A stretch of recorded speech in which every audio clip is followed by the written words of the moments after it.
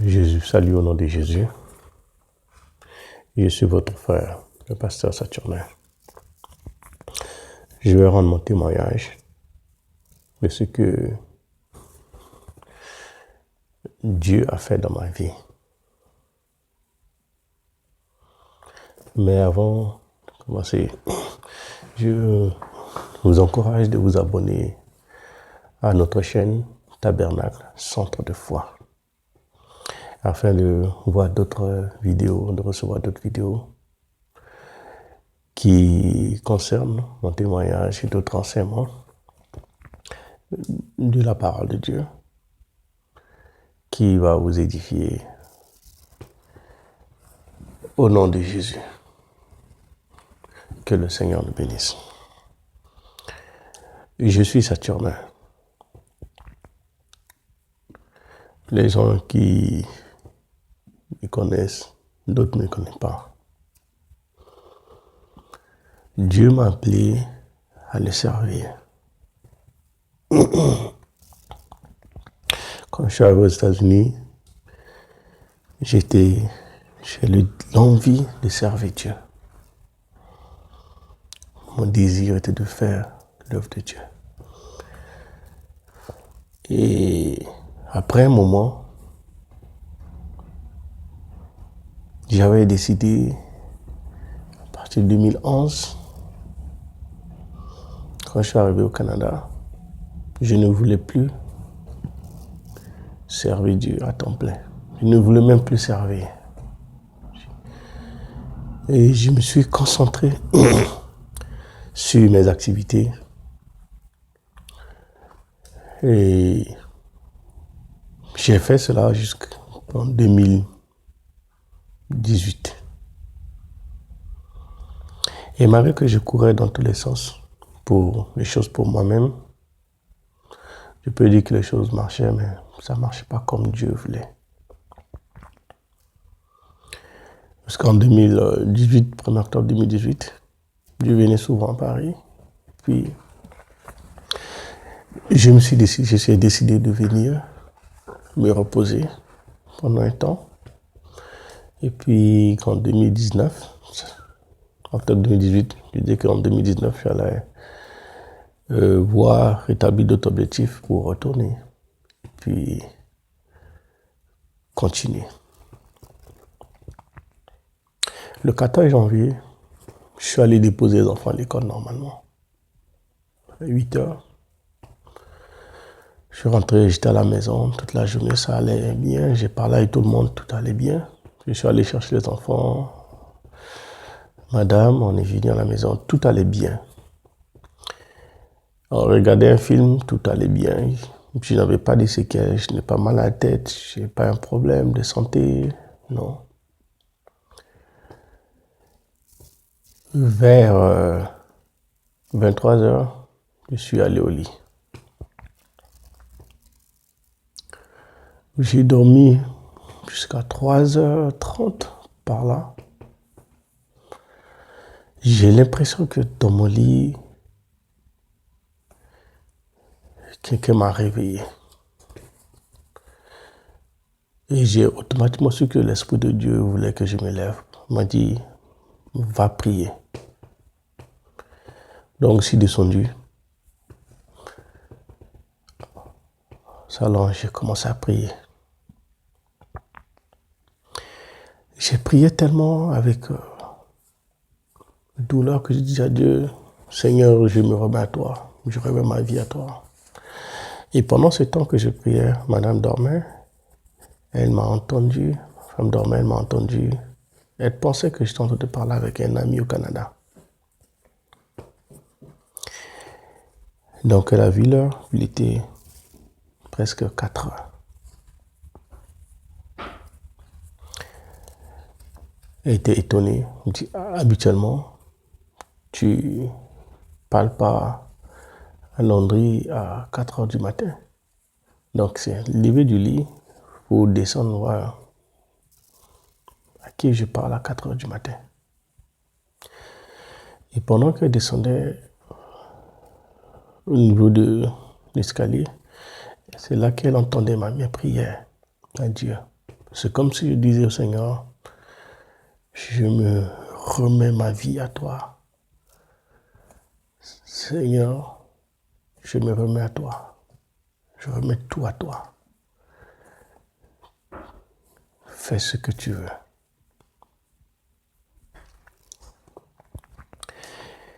Et pendant que je priais, l'allée de son Dieu m'a dit, qu'est-ce qui ne va pas? Parce que ma prière, ce que je disais à Dieu, ça l'étonnait. J'ai dit, j'ai mal à la tête. Et elle m'a donné Spesfen. Et quand j'ai pris le médicament, directement, j'ai commencé à vomir. J'ai vomi. Après, la diarrhée m'a pris encore. Après, quand j'ai fini, j'étais dans la toilette. J'étais fatigué. Et je me suis assis dans la salle de toilette. Et puis, j'ai attrapé ma tête comme ça. Elle voit que je ne venais pas. Elle est partie me voir. Ça va? Je dis oui. Après, je suis revenu. Je me suis allongé au salon. Pendant que j'ai beaucoup vomi, elle m'a pris du coca, mélangé le gaz de coca. Et puis je me suis allongé au salon pendant 20-25 minutes. Et je me suis réveillé. J'ai dit, allons dormir. Bon, elle m'a dit, ça va, mais le coca. J'ai dit, j'ai pris le coca. Après, je suis remonté. M'allonger, j'ai dormi. J'ai dormi, je suis allé dormir. J'avais peut-être 20 minutes encore. C'est là où l'attaque est survenue sur moi.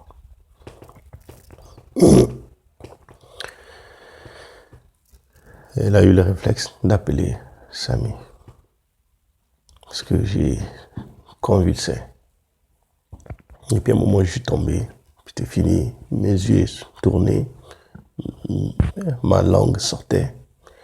Et puis, quand elle a pris ma main tombait. Je n'avais plus. J'étais complètement parti. Quand les Samy sont venus avec 3 véhicules dans la chambre pour me faire sortir, c'était compliqué. Et ils m'ont fait sortir par la fenêtre. Vous savez, quand ils m'ont fait sortir de la fenêtre, ça, j'étais pas là. D'après ce que madame m'a expliqué, ils ont mis sparadrap, ils ont fermé mes yeux avec sparadrap blanche. Une sparadrap, et puis ils ont mis drap sur moi.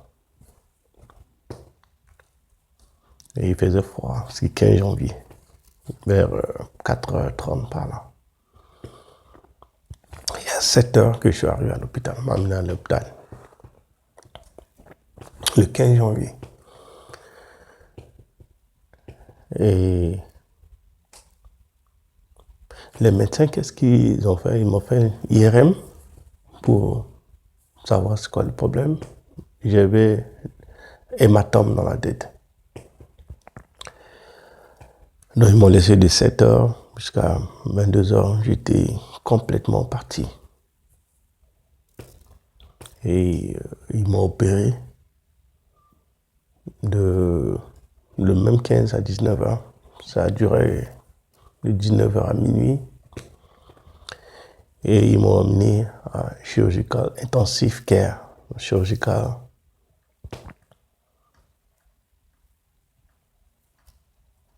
Intensive care, où je suis resté pendant 4 jours dans le coma.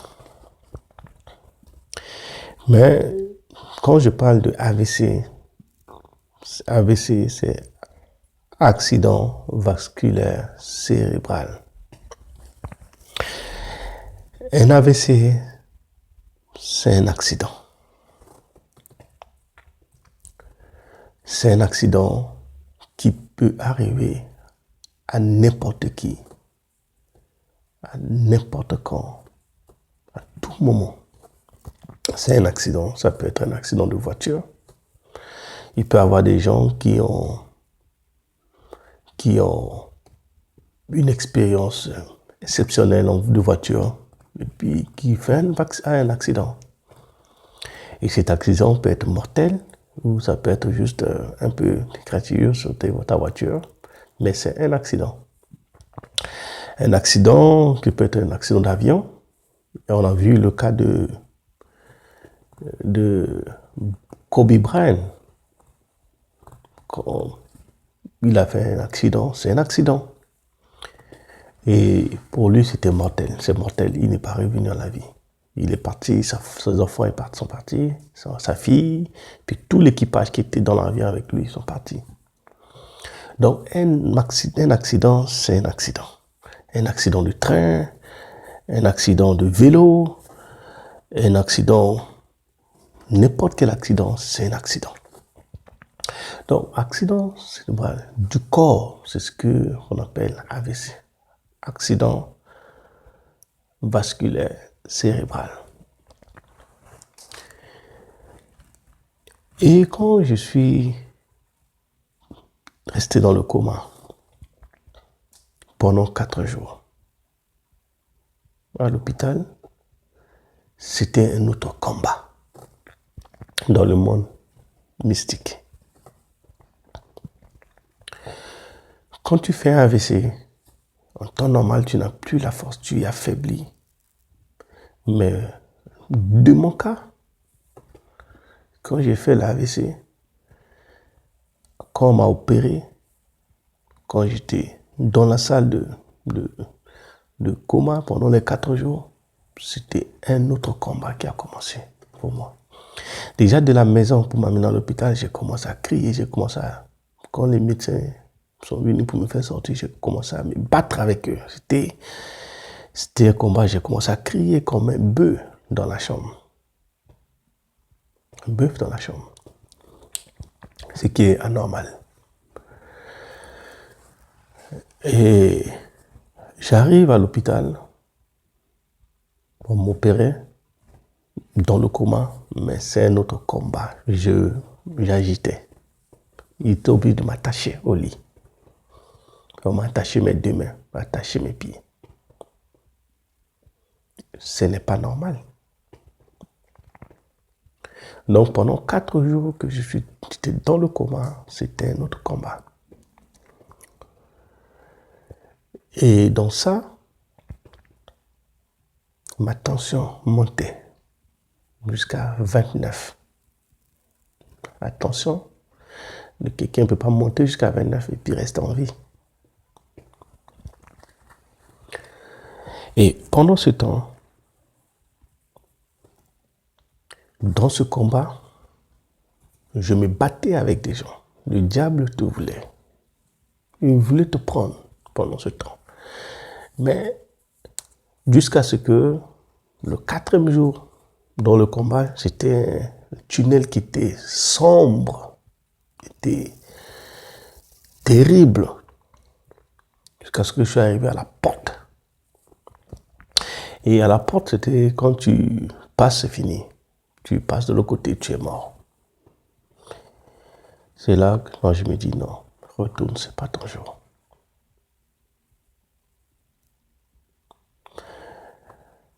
Et quand je suis revenu à la vie, j'ai posé la question à ma femme. Est-ce que nous sommes dans une place mortuaire? Elle pensait que je délirais. Je dis non, pas de place mortuaire. Je dis, le tunnel était blanc. Et je suis arrivé à l'autre porte. On me dit non, il faut revenir, c'est pas ton jour.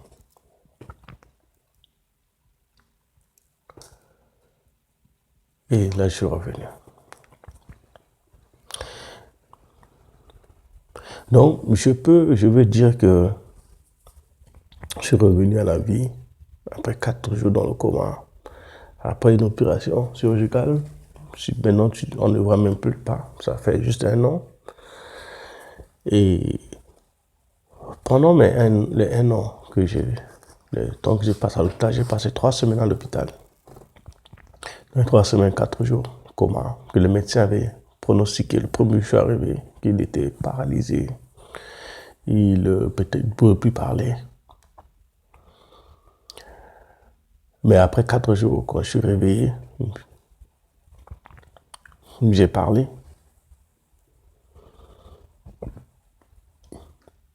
Après 2 jours dans le lit, quand je me suis réveillé, je ne savais pas comment on m'avait opéré. Et je me suis levé, je suis allé aux toilettes. J'avais négocié, j'ai vu qu'on m'avait attaché. Je ne savais pas comment j'étais attaché. J'ai demandé à l'infirmière, qui était un Congolais, qui était très bien gentil avec moi ce jour. Je lui ai dit, monsieur, je ne suis pas violent. J'ai envie d'aller faire pipi aux toilettes. Donc, il m'a dit, non, laisse-moi demander au médecin. Finalement, il m'a libéré, il m'a enlevé les pieds attachés au lit. Je suis allé aux toilettes. C'est là que je me suis rendu compte que, quand j'ai fini de faire les toilettes, j'ai vu que, on m'avait opéré. Mais je veux dire quelque chose par rapport à un accident vasculaire cérébral. Cet accident, c'est vrai qu'il peut y avoir des accidents qui arrivent à tout le monde. Mais il peut y avoir des accidents programmés, planifiés par le monde maléfique pour nuire à la vie de quelqu'un, pour détruire la vie de quelqu'un, pour bloquer l'envie de quelqu'un, pour t'empêcher de vivre. Ou bien tu peux rester vivant, mais tu es mort déjà. Quand tu vas à l'hôpital, que tu te rends compte que cette maladie, c'est une maladie démoniaque, une maladie satanique, une maladie diabolique. Les gens qui sont sortis de AVC normaux, tu ne vois pas beaucoup. Tu ne vois pas. Les gens sortent de AVC violents et puis tu restes sur tes 2 pieds. Tu fais ce que tu as à faire. Il y a la main de Dieu, il n'y a que Dieu. Si je ne me suis pas levé pour prier, je n'étais pas obéissant à l'Esprit de Dieu, au Saint-Esprit, pour aller prier, il y en a beaucoup qui dorment et qui ne se réveillent pas. On les foudroie dans le sommeil et puis tu es mort, c'est fini. Tu te réveilles là, tu es parti. Qu'est-ce que les gens vont faire pour te ramener à la vie? C'est fini. Cette maladie AVC, accident vasculaire cérébral, chrétien ou non chrétien, tant que tu n'as pas une vie de prière, une vie de consécration à Dieu totalement, tu es totalement livré dans la main de l'ennemi. C'est pour cela qu'il faut vaincre les sorts maléfiques programmés contre ta destinée, programmés contre ta vie. L'ennemi peut envoyer des sorts maléfiques pour bloquer ton avancement, envoyer une tempête dans ta vie, afin que tu ne seras pas stable dans tout ce que tu fais. Mais tu es comme ça en vie, mais spirituellement, dans le monde des ténèbres, toi, tu es mort. Et rien ne va dans ta vie. Donc, c'est juste pour vous dire que c'est une maladie qui est très, très, très dangereuse. Ça peut arriver à tout le monde. Maintenant, c'est à nous qui sommes enfants de Dieu. C'est ceux qui ne connaissent pas Dieu de voir que c'est grâce de vivre. Donc, on peut profiter de la vie, mais il faut accepter Jésus-Christ comme son Seigneur et Sauveur. Je pouvais mourir. Aujourd'hui, je n'avais pas rendre témoignage de ce que Dieu a fait dans ma vie. Je suis reparti à l'hôpital. Il y a des jeunes dans la salle où j'étais.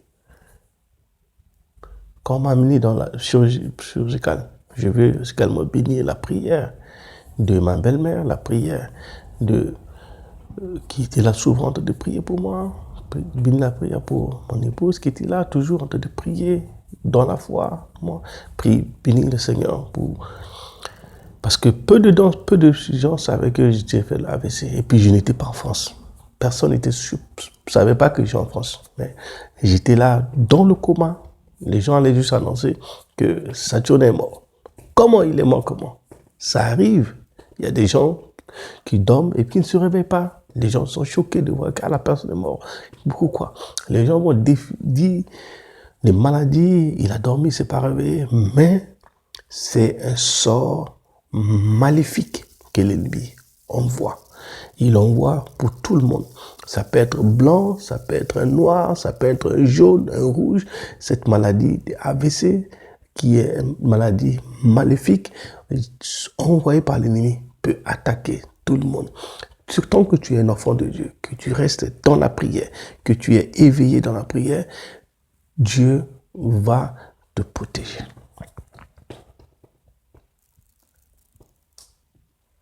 Amen. Je vous encourage à régler votre situation, Seigneur, à vous attacher au Seigneur. Tu ne sais pas ce qui peut arriver demain. Tu ne sais pas ce qui va arriver ce soir dans ta vie. Moi, je dormais et si je n'étais pas réveillé, je ne serais pas là aujourd'hui devant toi. Mais Dieu m'a fait grâce d'être en vie. Et pendant que je suis resté en vie, j'ai eu le temps, je suis sorti de l'hôpital le 7 février. Je suis rentré le 15, sorti le 7 février. Donc j'ai passé pratiquement 22 jours à l'hôpital. J'ai eu le temps de faire mes bilans et de prier, de demander à Dieu, Seigneur, pourquoi cela? Pourquoi tu m'as préservé? Pourquoi tu m'as fait cette grâce? Mais Dieu m'a dit, je t'ai appelé pour me servir. Tu es resté 4 jours dans le coma. C'est comme Jonas qui voulait fuir l'appel de Dieu. Il voulait fuir le message de Dieu pour aller à Ninive. Et je l'ai saisi sur la route pour l'amener à Ninive par la force. Et c'est pour ça que je vous ai amené. Je suis là, c'est pour une mission de Dieu. Et j'ai eu le temps de prier, de demander au Seigneur, comment je vais faire pour commencer l'œuvre de Dieu? Comment je vais faire? Parce que moi, j'avais une conception de commencer l'œuvre de Dieu avec les moyens. J'ai vu que le ministère et l'œuvre de Dieu, il faut les moyens. Tant que tu n'as pas les moyens, c'est difficile de commencer, de bien faire l'œuvre de Dieu. C'était mes conceptions, de chercher à avoir l'argent et puis faire l'œuvre de Dieu. Et parce que pendant ma formation pastorale aux États-Unis, c'était une conception de programme. Il faut avoir les moyens pour faire l'œuvre de Dieu. Et tu peux commencer l'œuvre de Dieu, mais il faut faire autre chose. Il ne faut pas être le pasteur à temps plein. J'avais fait ça pendant 2 ans. J'ai compris que tu ne peux pas servir Dieu et puis dépendre de 10 000 femmes. Non. Donc, c'est pour ça que j'ai pris le temps de prier, de demander au Seigneur comment je vais faire, par où je vais commencer. Mais j'ai eu le temps d'être guéri. Guéri. La patience, c'est très important. Patient, de prier, de demander la direction de Dieu. J'ai pris des temps de jeûne, des 30 jours, des 21 jours, des 7 jours, des 3 jours. Et puis, le dernier jeûne que j'ai pris, 40 jours pour demander au Seigneur, qu'est-ce que je dois faire? J'ai fini le 8 et le Seigneur m'a dit, tu vas commencer. Et c'est le 14 que Dieu a commencé à préparer. Fais ton premier message. Mets sur YouTube. Donc, c'est pour ça que j'ai prié. J'ai commencé. Vous voyez, mon premier message, c'était le 15 janvier 2020 que j'ai posté mon première vidéo sur YouTube. Je ne connaissais pas comment les choses se passent. J'ai essayé de le faire à ma manière. J'ai donné le message à ma manière. Comment je me ressentais. Le désir de vraiment de parler de Dieu. Le désir vraiment de faire l'œuvre de Dieu. Et progressivement, Dieu m'enseigne. Le Saint-Esprit me dirige. Jusqu'à ce que j'arrive là aujourd'hui à mon témoignage. De 4 jours dans le coma. Il y a ici. Passé par la mort à la vie aujourd'hui. Donc, mon frère et ma soeur qui me suit, tu ne sais pas ce qui arrive pour toi demain ou après-demain. Mais le message que tu entends aujourd'hui, c'est un message pour te sauver, pour te préparer à des choses que Dieu a planifiées pour toi. Ressaisis-toi. Donne ta vie au Seigneur Jésus-Christ comme ton Seigneur Sauveur. Dans ce monde, nous pouvons tout faire. Mais un accident peut te surprendre à tout moment sur ta voiture. Un accident peut te surprendre et puis ça peut être fatal. Tu perds ta vie. Mais quand Dieu est avec toi, il te protège. Il ne permet pas à quelqu'un de toucher tes cheveux. Donne ta vie au Seigneur. Et si tu donnes ta vie au Seigneur Jésus-Christ, tu vas accepter Jésus-Christ comme ton Seigneur Sauveur, je vais prier avec toi. Et Dieu va te protéger. S'il y a un sort maléfique, il a planifié, programmé pour ta vie, et il planifie, c'est leur planification, leur programmation maléfique, 1er janvier jusqu'en mars. Pendant cette période-là, c'est les périodes où ils commencent à prendre des gens en janvier jusqu'à mars. Et puis ils vont lâcher un peu pour reprendre. Et chaque jour, il y a des esprits qui sont au travail pour déstabiliser, détruire, tuer. C'est le but de l'ennemi. Il est venu pour tuer, égorger, détruire. Mais Christ est venu pour que nous ayons la vie et la vie en abondance. La vie en abondance, c'est ce que Dieu veut te donner aujourd'hui. La vie en abondance dans ta santé, la vie en abondance dans tes projets, la vie en abondance dans la vie spirituelle, la parole de Dieu dans ta vie, la vie en abondance dans tout ce que tu vas entreprendre. C'est ce que Dieu veut t'accorder ce matin, c'est ce que Dieu veut te donner ce matin, la vie en abondance. Ce que l'ennemi a détruit dans ta vie dans le passé, Dieu peut te rétablir dans tes droits. Dieu peut te rétablir dans ton alliance avec le Seigneur. Donne ta vie au Seigneur Jésus-Christ. Et si tu veux donner ta vie au Seigneur Jésus-Christ, mets juste ta main sur ton cœur et puis prie avec moi. Dis, Seigneur Jésus, je te demande pardon pour tout ce que j'ai fait dans ma vie dans le passé qui n'a pas honoré ton nom. J'ai désobéi à ta parole. J'ai quitté ta voie. Aujourd'hui, tu me parles encore de revenir à moi. Seigneur, je viens à toi tel que je suis. Je te demande pardon. Je te permets, Seigneur, de me recevoir dans ma vie, dans ta vie comme mon Seigneur et Sauveur. Je veux te recevoir. Viens dans ma vie, Seigneur. Je te reçois comme mon Seigneur et Sauveur. Saint-Esprit de Dieu, viens dans ma vie. Dirige ma vie. Au nom de Jésus-Christ. Seigneur, merci pour tes enfants qui ont accepté de te recevoir comme le Seigneur Sauveur. Et tends ton bras de Père dans leur vie. Fortifie-les, renouvelle-les, dirige-les dans le nom de Jésus-Christ. Toi qui entends ma parole et que tu n'as pas d'église, tu n'as pas un endroit pour prier, cherche une église qui est à côté de toi, qui va t'enseigner la parole de Dieu et tu peux abonner à notre chaîne et peux recevoir des enseignements biblique, pastorale, dans tous les domaines que nous allons, Dieu va nous guider, le Saint-Esprit va nous diriger pour donner ces enseignements qui va t'édifier dans ta croissance avec le Seigneur, dans ta vie spirituelle, au nom de Jésus-Christ. Que le Seigneur nous bénisse.